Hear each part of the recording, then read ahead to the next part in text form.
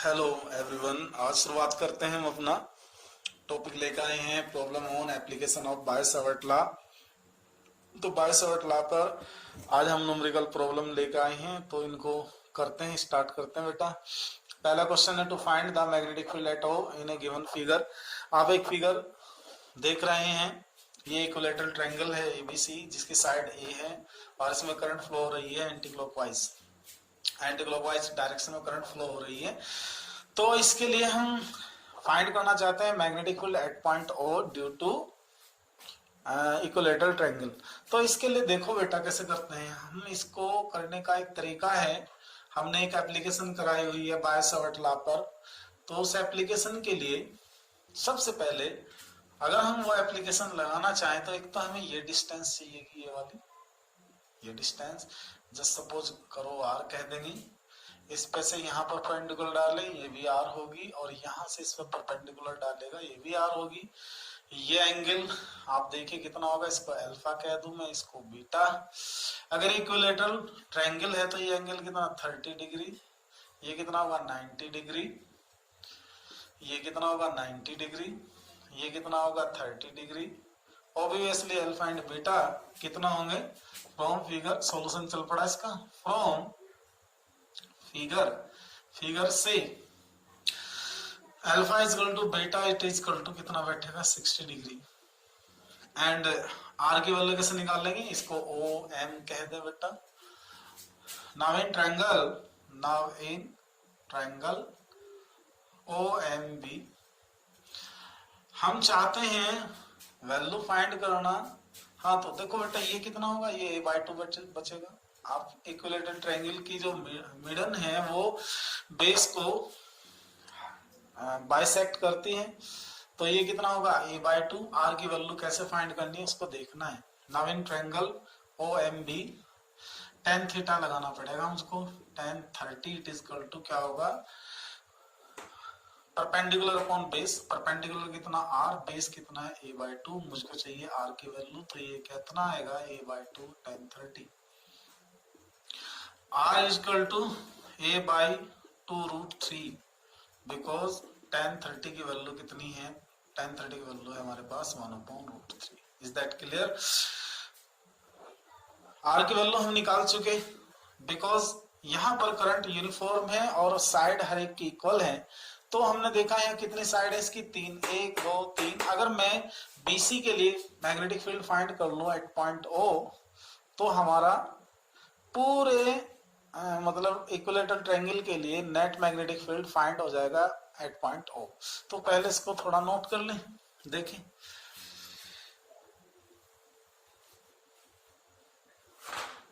आगे बढ़ते हैं।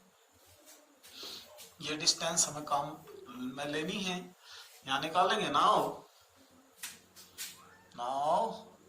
Magnetic field at O due to BC के लिए कितना आएगा, नाम लिख देंगे B1 which is equal to μ0 upon 4 pi I over distance r sine alpha plus sine beta. ये फार्मूला लगाएंगे क्योंकि हम ये पढ़ चुके।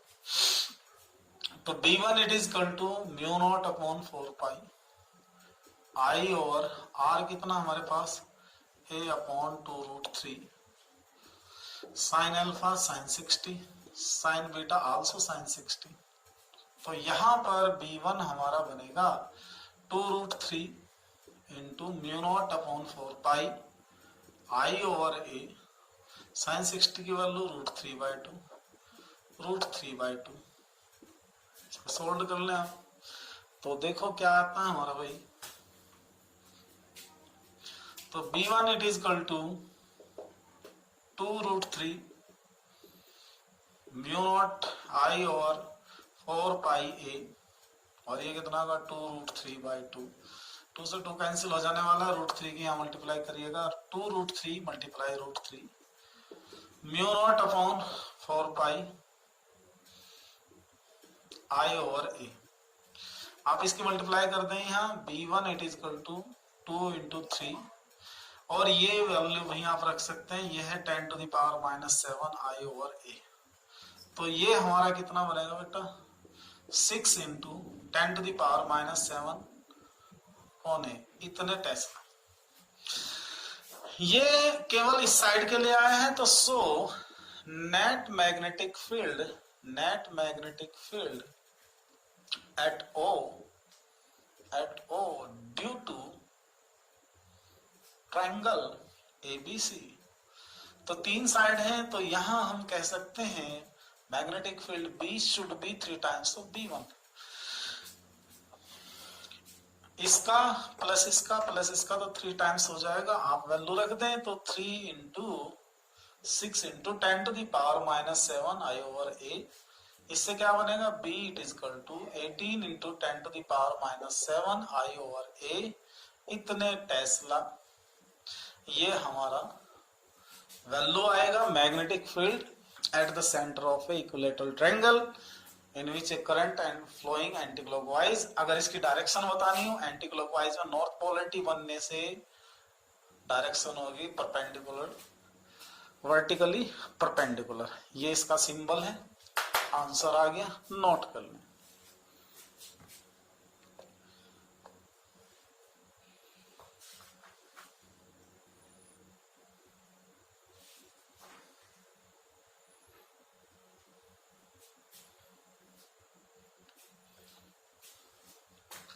ओके, अब हम लेते हैं नेक्स्ट प्रॉब्लम इसकी।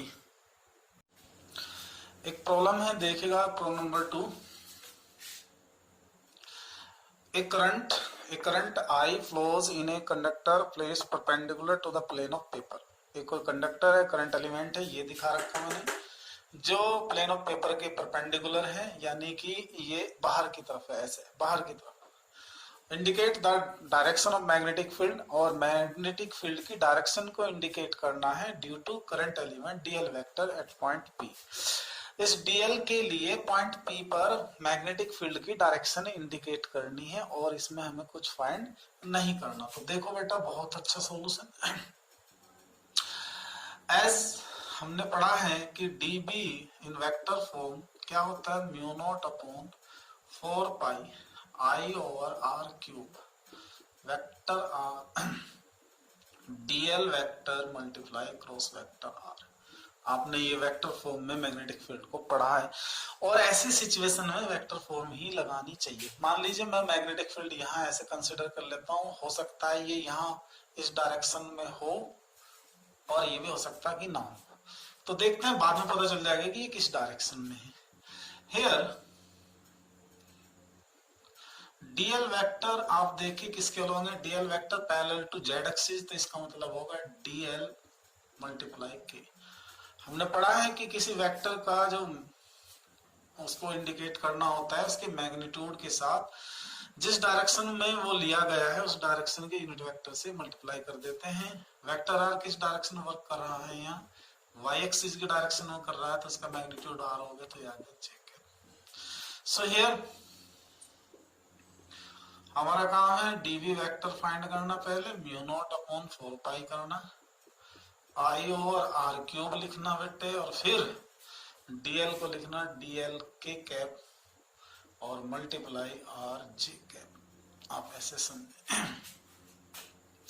तो इसको कैसे लिखना है, तो लिख सकते हैं DV vector mu naught upon 4 pi I upon R cube, और यहां लिखेंगे हम डीएल, आर भी निकाल लेंगे, ये आएगा हमारे पास के क्रॉस जे। ऐसे हमने पढ़ रखा है ये वेक्टर एनालिसिस में, अगर ये आई क्रॉस आई हो, ये क्या हमारा जे हो, ये क्या हमारा के हो, तो हमने पढ़ा है आई क्रॉस जे किसको शो करेगा, के को, जे क्रॉस के किसको शो करेगा, आई को, ये किसको शो करेगा, आई को, एंड के क्रॉस आई किसको शो करेगा, जे को। ये आप ध्यान रखें। तो उस सिचुएशन के अकॉर्डिंग हमारा डीबी वेक्टर क्या बना, mu naught upon 4 pi, R से कैंसिल हो गया, I D L upon R square, और ये क्या बनेगा बेटा, आई कैप। आई कैप इस बात को इंडिकेट करता है, अरे तो आई ऊपर दिखाना पड़ेगा बेटे, सो नहीं हो रहा यहाँ।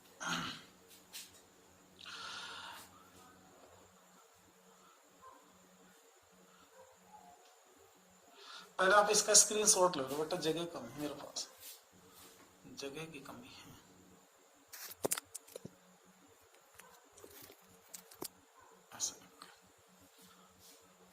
ठीक है, तो इसे ऊपर ले जाता हूं मैं यहाँ से। स्क्रीनशॉट आपने अगर ले लिया हो तो देखें इसको। ये क्या बनेगा हमारा, DB vector which is equal to mu naught upon 4 pi, R से ये कैंसिल हो जाएगा, I D L R square, और यहाँ क्या बचा ये I cap. I cap unit vector है along X axis, along X axis, इस एक्स एक्सिस के अलोंग है, तो इसका मतलब है कि D B X along positive X axis, ये हमारा आंसर आया बेटा। इसको नोट कर लेना, इसको आप नोट कर लें, ठीक है। ओके, नेक्स्ट क्वेश्चन देखते हैं। देखिए प्रॉब्लम है, to find magnetic field at O in the given figure, given that I equal to 5 ampere and R equal to 120 millimetre. तो दो चीजें आपको दी हुई है, करंट की वैल्यू 5 एम्पियर है, 5 एम्पियर कह सकते हैं, 5 एम्पियर, और आर हमारा कितना 120 मिलीमीटर, जिसको हम कन्वर्ट कर सकते हैं मीटर में। अब देखिए इसमें, इस फिगर में दो पार्ट है बेटे, ये तो 90 डिग्री का एंगल बन रहा है और ये बनेगा हमारा कितना 270 डिग्री का। ओके, तो सबसे पहले हम फाइंड करेंगे now magnetic field at O. पहला पार्ट है इसका line segment, for line segment, line segment जिसका नाम है एक्स वाई, क्या लिख देंगे sir, B1 it is equal to, वो आएगा हमारे पास mu naught upon 2 pi I over r, this is the first equation. अब आर की वैल्यू यहां से निकाल लेंगे फ्रॉम फिगर। cos 45 क्या होता है, बेस अपॉन हाइपोटेनियस, तो आर की वैल्यू हम क्या निकाल लेंगे, capital R cos 45, capital R divide by 1/√2। तो हम ये वैल्यू यहाँ पे रख लेंगे, बाद में देख लेते हैं सारी वैल्यू को रख के। तो ये आ जाएगा पुटिन 1 में रखिएगा, तो B1 क्या आपको देगा, mu naught upon 2 pi I upon R by √2। आप इसको ले जाए ऊपर, तो mu naught upon 2 pi I √2 divide by capital R, equation 2। डायरेक्शन किधर को होगी, ऐसे राइट हैंड पाम रूल से वर्टिकली डाउनवर्ड, ये इसकी डायरेक्शन होगी वर्टिकली डाउनवर्ड। ये एक के लिए हमने निकाला है, अब हम दूसरे के लिए निकालेंगे। देखो क्या आता है इसके बाद, स्क्रीनशॉट लेना आप इसका। अब लेंगे हम किसके लिए, आर्क के लिए।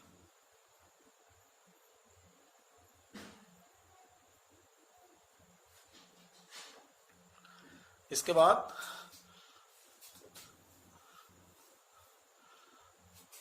Magnetic field at O for arc segment, arc segment के लिए हम क्या लेंगे, मैग्नेटिक फील्ड फाइंड करेंगे, उसका नाम रख देंगे B2। क्या नाम रखेंगे, B2। तो हमने देखिए क्या फार्मूला पढ़ा है इसके लिए, हमने आपको एक फार्मूला बताया था, आपके ध्यान है, B2 is equal to mu naught upon 4 pi alpha I upon R, ये फार्मूला हो जाएगा इसके लिए।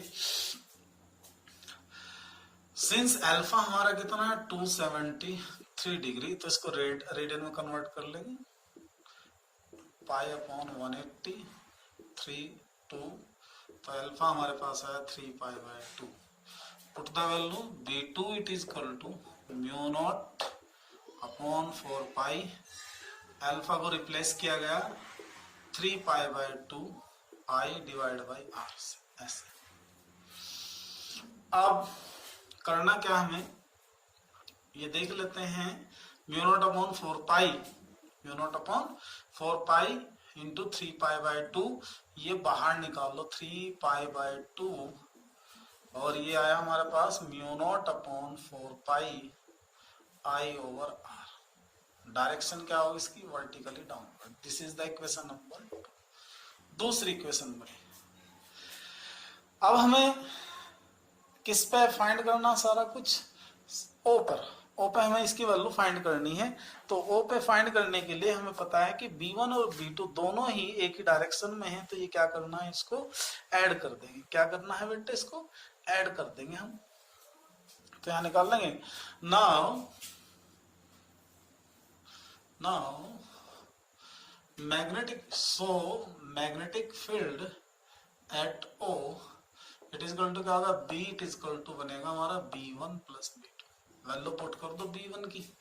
कितने आई थी B1 की वैल्यू उसको रख दें, B2 की वैल्यू को रख दें, तो हमारा क्या बनेगा इसमें ये आंसर आ जाएगा। ठीक है बेटा, B1 की वैल्यू और B2 की वैल्यू इसमें रख के हम आंसर निकाल लेंगे।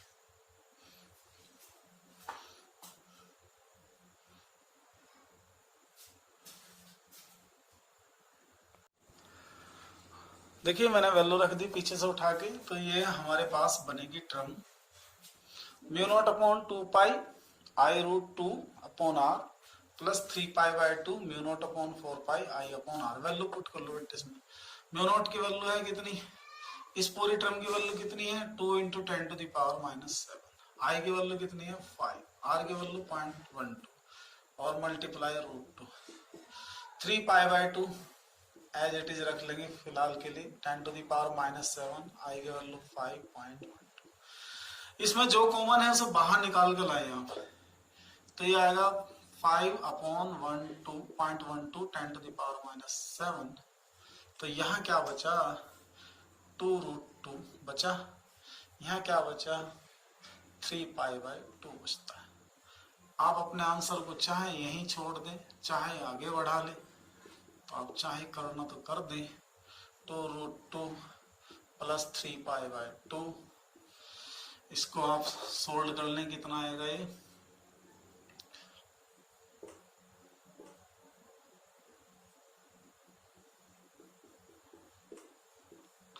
2√2 प्लस 3π/2 इतने टेस्ला। और थोड़ा सोल्व करना है तो ऐसे लिख सकते हैं आप 10⁻⁻⁷ 2√2 प्लस 3π/2 इतने टेस्ला। डायरेक्शन क्या होगी इसकी वर्टिकली अप डाउनवर्ड। ये इसका आंसर आ गया। नोट कर ले आप इसको।